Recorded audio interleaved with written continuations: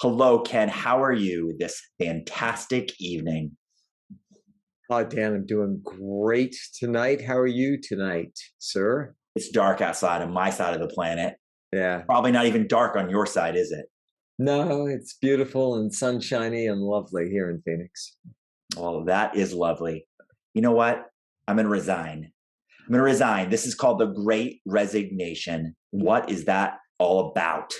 Well, it is all about the number of people quitting their jobs. Really, right right after the pandemic hit, and into this year, we've seen a big spike in people leaving.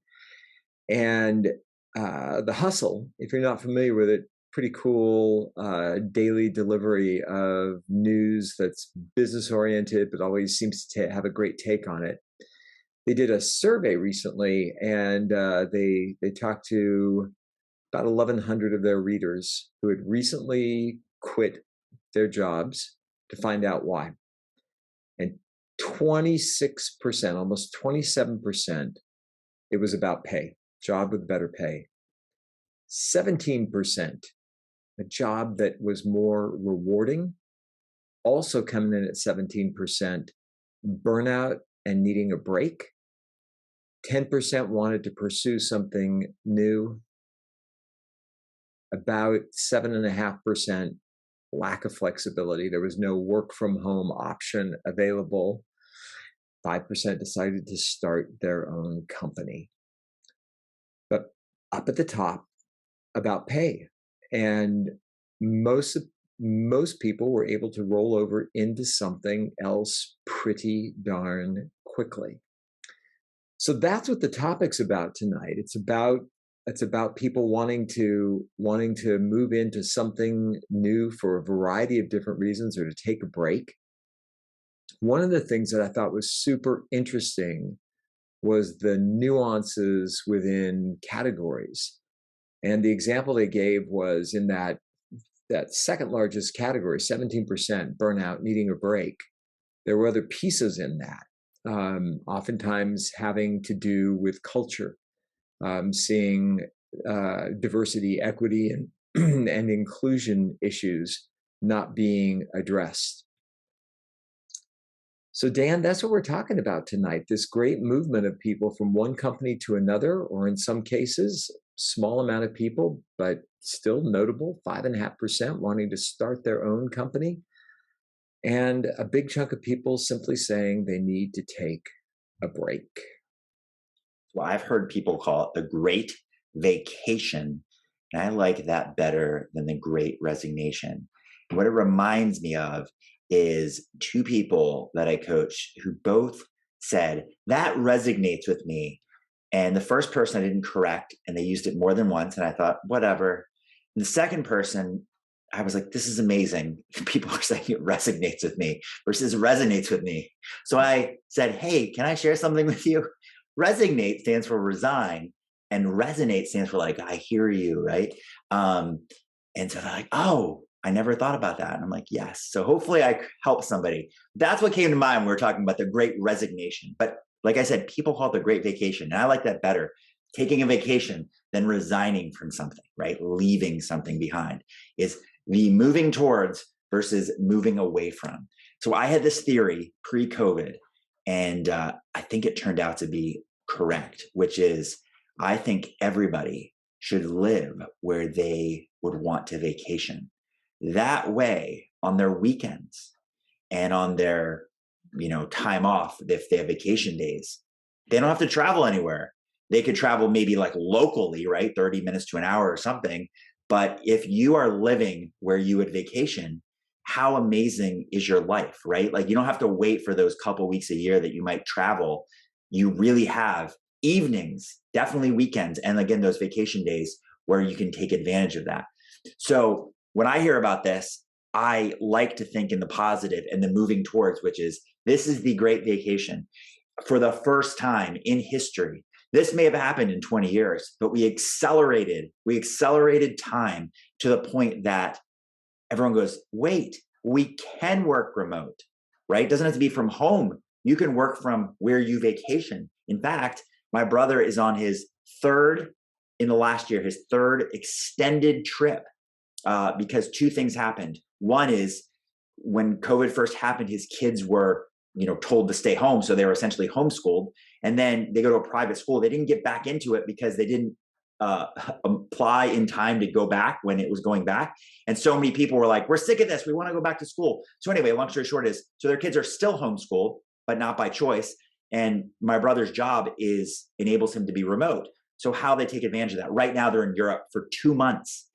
They spent a month down like south from where they live, and they spent another month north of where they live just to enjoy like the winter time. But they have taken now a total of 4 months out of the last year and had the great vacation where he is still working, but he gets to work at a place where it's considered a vacation, right? He's literally renting a home and enjoying the time and the flexibility to be able to work wherever, and that work does not have to be from home. And that's great for people that are, I think the term is digital nomads. Like you've got the ability to work remotely. You've got a job that allows you to do it. Your boss doesn't care if you're living in London or you're living in Los Angeles. It's all the same as long as the work gets done. I love that idea. And yet there's group of people, obviously, service workers and people like that don't have that flexibility. And there were a lot of people in this survey, as I read through it more and just compared it to some of the other things that I had seen, that talked about service workers leaving their job because of the lack of respect, the way that they were treated. And I think that as I consider what this means, like what the implications are for people who are wanting to find something that has better respect, I just think about company owners. I think about the do more with less attitude as it relates to workers, and that this is just kind of coming home to roost. That there is a sense that people don't have to take the way it is anymore. And that there's an opportunity, and this is, I think, where the positive piece comes in. I think the forward thinking piece comes in.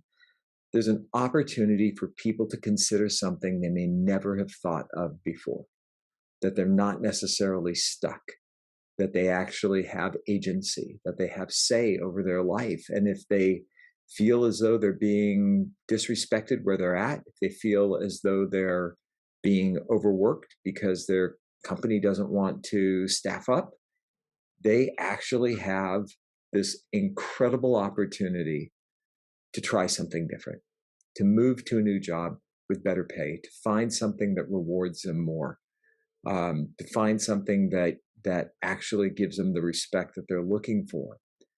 So I think it's an extraordinary time because it also has huge implications. The whole work from home thing has huge implications for the economy, that in a lot of large cities like New York, for example, really depended on full office buildings. Like what's going to happen? I think Verizon was saying today that they're returning to a permanent hybrid situation. People can work from home, people can come in, they can do it however they wish, which I think is fantastic. I love that kind of flexibility. You come to the office for the community piece, but you can work from home to save yourself the commute. There's great opportunity in that. What are the implications that it has economically for large office buildings, many of which were rented for 5-year leases, 10-year leases, even longer? And what's going to happen? What's going to happen in terms of those buildings and the effect on the economy if they remain empty? So it's a fascinating time that we're in right now, and I think that the opportunities are here. There's also a boatload of challenges that we're going to face as we reshape what work looks like. I think of this as letting supply and demand work in your favor, working in your favor if you are the job seeker versus the person looking, the employer. So if you're the job seeker, this is the time you hold the cards, right? Like you hold these leverage cards, the demands that you previously were worried that if I make demands or push back on policies, or if I don't just accept it how it is, then I could lose my job and I might be jobless for a while. And obviously this is dependent on a lot of factors, education, experience level, et cetera, right? But generally stated, for most people, there is plenty of companies, plenty of employers looking for people. And so if you just simply look right now, you'll see a glutton of supply, right? Or sorry, a glutton of, I guess supply. And people right now aren't taking advantage of it, right? So there's just like, for you, you have a lot of choices, meaning you hold these cards. If your company doesn't do what you ask, you could find another company who will not just match, but beat probably the amount of money you make hourly or salary, but also probably give you better terms. So the terms that people are asking for, I was really surprised when I heard the stats that Ken just said, because if I would think the number one thing from surveys would be the ability to work remote. I really would think that would be number one, not money. I would think, because to me, if I'm trying to analyze a situation and one employer says, I will pay you more money, but you have to be at the office, and the other one says, I'll pay you less money, but you get to stay at home, I am not just weighing that money, I'm weighing all that goes into traveling to the office. So the flexibility to work from home to me would be number one by a dominant margin, because if I just look at the opportunity cost, right, of time.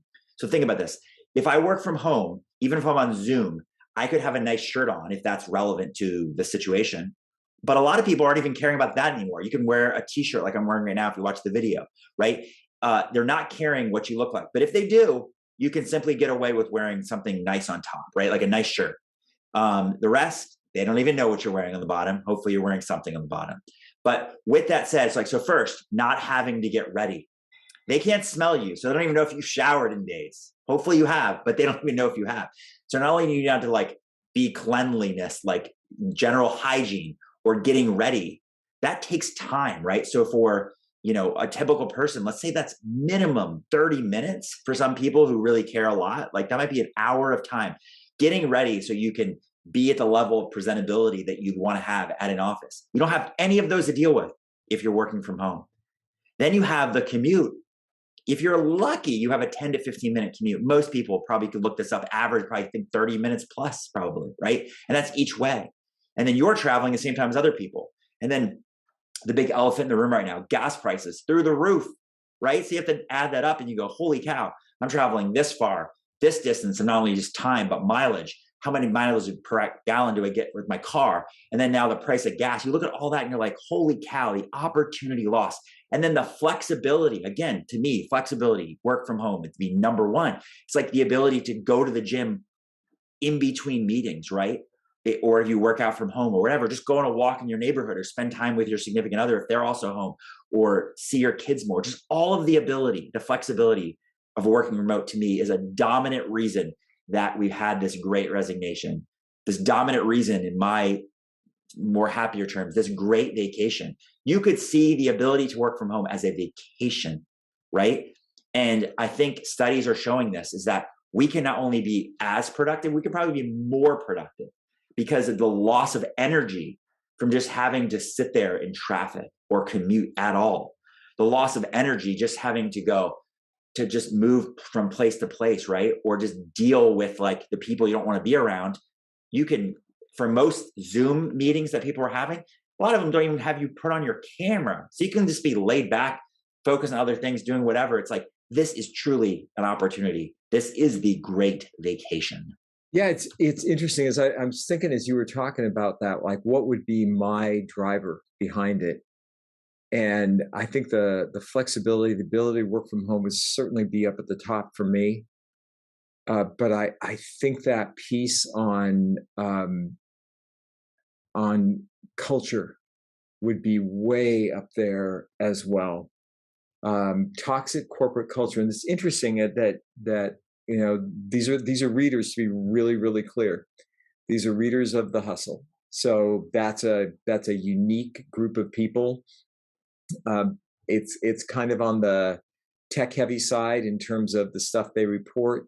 So I don't know what the demographics of their readership are. I'm assuming it skews younger, and that could be one of the reasons that a job with better pay ranked highest. If you're younger and you're trying to amass as much money as you can early on, so that you can retire as early as possible, I get that. And you want to go to something where you've got a lot more pay. Um, since I'm not on the younger side of the scale, for me, culture and flexibility would be up at the top. So one thing I love about working as a consultant, and you mentioned going to the gym before we started taping this. I went to the gym and it was nice. It was great to go at at 3:30 in the afternoon. You know, you couldn't necessarily do that if you're working a 9 to 5 and expected to be on site the entire time. And there's something great about that. The cultural piece, which I think that's a part of it, but the cultural piece I think is huge. I don't know that it's necessarily reflected in this, but as they said, it's a nuanced piece of burnout. I'm burned out because the culture here is toxic. I'm burned out because this one of the folks that they interviewed in depth talked about being a woman in a typically male company, and that the environment for her was such that she couldn't be there anymore. She just couldn't stay through it all. I guess lastly, the thing that's really appealing about what's happening, you know, like with anything that we face, it feels so upsetting that something that's like really turning everything upside down. The thing that is invigorating about it is that we actually have a chance to discuss it. We have a chance to talk about this. And for companies that actually want to attract great people, this is amazing data to look at. Salary matters, flexibility matters, a positive work culture matters. People feeling like the job is rewarding to them on a personal level, that matters. This gives companies an opportunity to fine tune in all those areas and attract the best talent. There are so many people that are leaving now. And like you said earlier, Dan, there's a glut of openings. Smart companies are going to look at this as an opportunity. Sure, it's a great opportunity for employees, but it's an amazing opportunity for employers as well, who want to use this data to create the best work environment they possibly can with the best salaries they can afford to pay, knowing that they're going to attract the best talent that's out there, or at least be able to draw from that talent pool at the highest level possible. That to me is the exciting piece. There's an opportunity to completely reshape how we envision work. Something I wanted to add to my previous thoughts is the cost of focus. I don't think people think about this, but when you're in an office environment, it is rude, and most people would never do this. If you enter a conference room and you're in a meeting with a group of people, you're not going to just walk out of that meeting, right? It's just like the common respect. It's like, I'm here, I'll stick around. And then you have to actually look like you care, right? Because you don't want to be rude. So that cost of focus, that like mental energy you have to do to be polite and courteous and respectful, costs you a lot of energy. So talk about burnout. I think a lot of it comes from that. So what is the fix? We have an opportunity fix right now, and it's called Zoom or whatever conferencing service you use. And it's the flexibility that when there's multiple people, they're not, even if you have to show your face, even if that's kind of one of the things that people are just doing, they're not always looking at everybody, right? Unlike a room, which, you know, like they have the ability to kind of see you peripheral vision at all. So anyway, the cost of focus to me is huge. So I'm a big fan of this Great Resignation, this Great Vacation. And I see it from two perspectives. One is if you're the person, the job seeker, you're the employee and you're looking, it's like play your card. Like the things that bother you about your current job, please bring them up. Before you bring them up though, know your options, right? Like look for what is available to you out there. Maybe have some conversations, like learn a little bit more, see what's really available to you, know how fast the transition is to the next job if you need to do that. And then just go to your boss and give them a free shot if it's worth it. Go to your boss, go to your company, and give them a free shot to fix the things that would cause you to be disgruntled, burnt out, just reason that you'd even consider leaving in the first place. And if it's like number one thing, if it's money, ask for more money and just be real and be upfront. Hey, I have choices right now. There are various companies that I could go to who do the exact same job or similar job, and I can make more money. It's easier just to stay here. So if we can come to a higher salary, I'll stick around and stay here.